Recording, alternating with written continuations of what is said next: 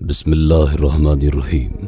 अस्सलाम वालेकुम दोस्तों, पिछले पार्ट में आपने जाना कि ख्वाजा साहब रहमतुल्लाह अलैह ने पृथ्वीराज चौहान के बारे में फरमाया कि मैंने उसे जिंदा हालत में इस्लामी लश्कर के हवाले किया। अब रहमतुल्लाह अलैह की इस बात का बहुत मजाक उड़ाया गया कि जिस फ़कीर के पास खाने पीने के लिए कुछ नहीं है वो किस तरह से पृथ्वीराज चौहान को इस्लामी लश्कर के हवाले कर पाएगा। एक तरफ पृथ्वीराज चौहान ख्वाजा साहब रहमतुल्लाह अलैह का मजाक उड़ा रहा था और दूसरी तरफ शहाबुद्दीन गौरी पृथ्वीराज से लड़ने के लिए तैयारी कर रहा था।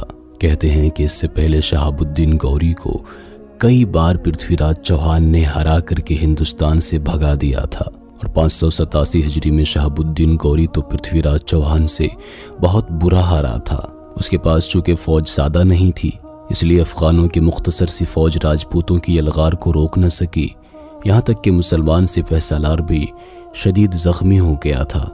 इससे पहले कि शहाबुद्दीन गौरी घोड़े की पुश्त से अलहदा होकर जमीन पर गिर जाता और राजपूत सिपाहियों के तेज रफ्तार घोड़े उसके जिस्म को रौंद डालते, वफादार गुलाम कुतुबुद्दीन ऐबक अपनी जान की परवाह न करते हुए आगे बढ़ा और शहाबुद्दीन गौरी को मैदान जंग से निकालकर महफूज मकाम तक ले गया। शहाबुद्दीन अपने खून में डूबा हुआ गजनी पहुंचा। डॉक्टरों की बेहतरीन दवाओं और खिदमतकारों की सख्त ईमानदारी ने गौरी के जिस्म के जख्म को तो भर दिया, लेकिन इस जंग से उसके रूह, उसके दिलो दिमाग को जो तकलीफ पहुंची थी उसकी भरपाई अभी तक नहीं हो पाई थी। शहाबुद्दीन गौरी अक्सर तन्हाई में पड़ा रहता, कभी कभी अपनी हार के मनाजिर याद करके रोने लग जाया करता था। उसके तमाम लोगों ने उसे अजीब अजीब अंदाज से तसल्लियां दी, मगर वो अपनी ज़िंदगी के सबसे बड़े अज़ियतनाक वाक़े को भूल नहीं पा रहा था।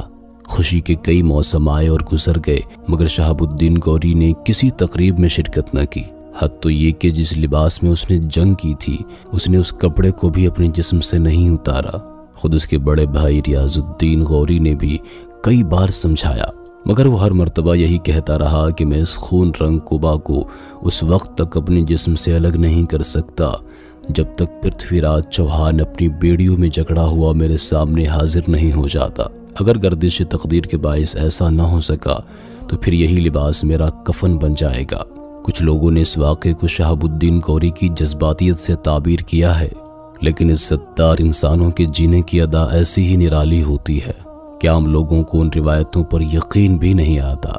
इस सिलसिले में अवामुन्नास का अंदाज़े फ़िक्र कुछ भी हो, मगर इतिहास गवाह है कि शहाबुद्दीन गौरी अपने रोज़ो शब के बेशतर लम्हात में उस लिबास को बहुत गौर से देखता था जो वक्त गुजरने के साथ साथ और ज़्यादा गंदा होता जा रहा था।